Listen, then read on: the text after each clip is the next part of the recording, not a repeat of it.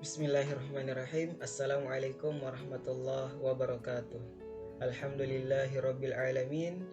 Wassalatu wassalamu ala nabiyyina Muhammadin wa ala alihi wa sahbihi ajma'in, amma ba'd.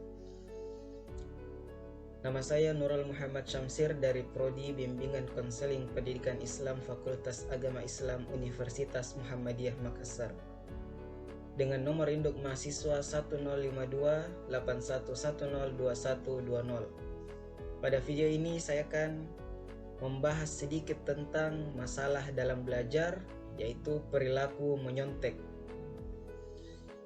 Perilaku menyontek menurut Kamus Bahasa Indonesia, dia berasal dari kata sontek yang artinya mengutip. Sehingga dapat kita ketahui secara istilah bahwa perilaku menyontek merupakan suatu usaha-usaha yang dilakukan seseorang untuk mencapai keberhasilan tapi dengan cara yang curang atau tidak jujur. Kemudian, apa saja bentuk-bentuk dari perilaku menyontek? Yang pertama, bentuk perilaku menyontek yaitu dengan cara memanfaatkan kesempatan yang ada ketika pengawas tidak mengawasi dengan ketat atau sedang meninggalkan kelas.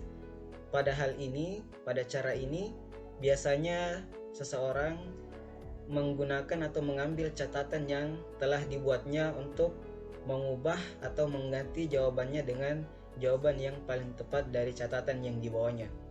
Kemudian bentuk perilaku menyontek yang kedua yaitu dengan istilah mandiri terencana, di mana dalam hal ini ketika sebelum ujian berlangsung, seorang individu menyiapkan catatan materi untuk kemudian diisikan pada jawaban soal ujian, di mana bentuk dari catatan itu bisa berupa lembaran kertas ataupun ditulis di tangannya atau anggota tubuh yang lainnya, dan juga bisa berbentuk tulisan di meja atau alat tulis yang lainnya.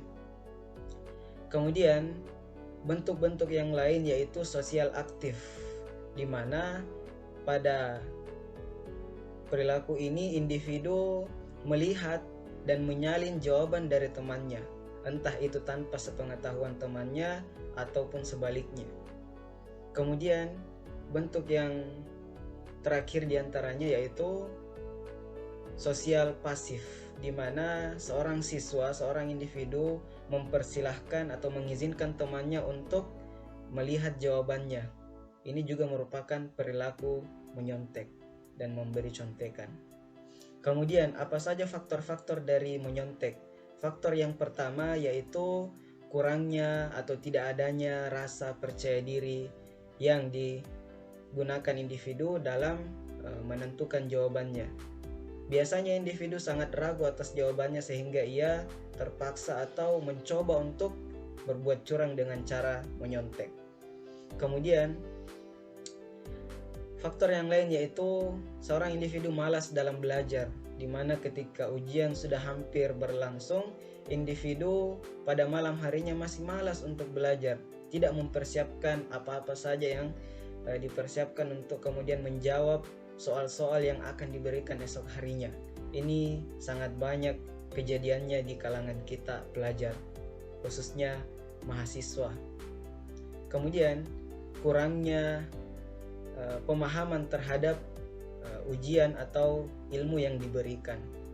Ini karena seorang individu kemungkinan tidak terlalu memperhatikan atau tidak terlalu menyukai pelajaran atau pembahasan mengenai materi yang akan diujikan.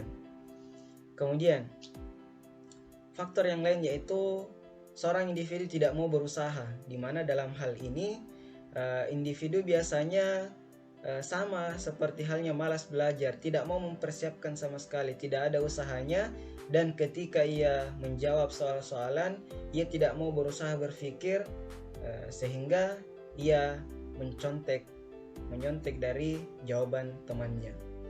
Kemudian faktor berikutnya yaitu adanya peluang, di mana dalam hal ini karena individu melihat kurangnya pengawasan, kurangnya memperhatikan, ada peluangnya untuk menyontek sehingga individu melakukan perilaku menyontek.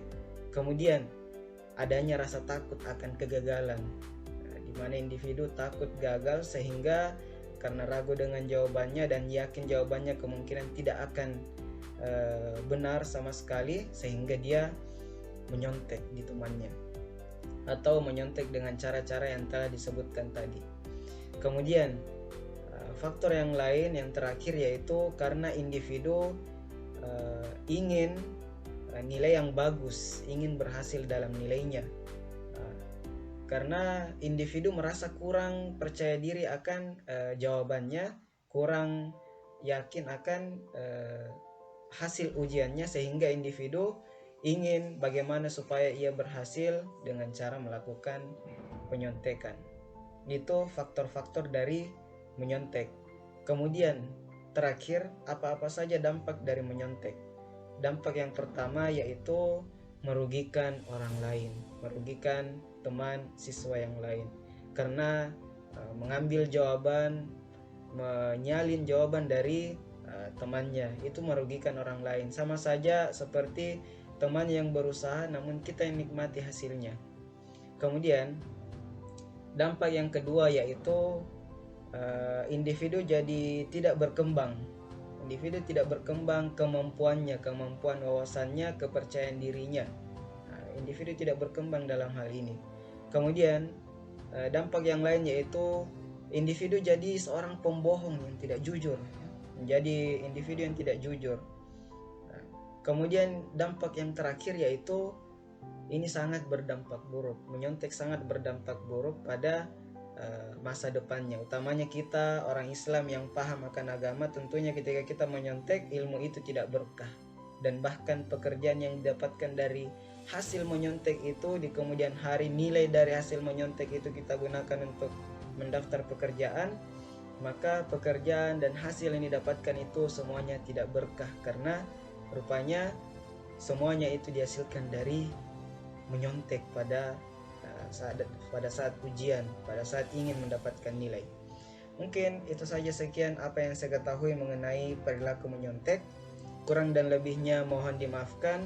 Akhir kata, lihatlah apa yang dikatakan, jangan melihat siapa yang dikatakan. Unzur maqal wala tanzur man qal. Wassalamualaikum warahmatullahi wabarakatuh.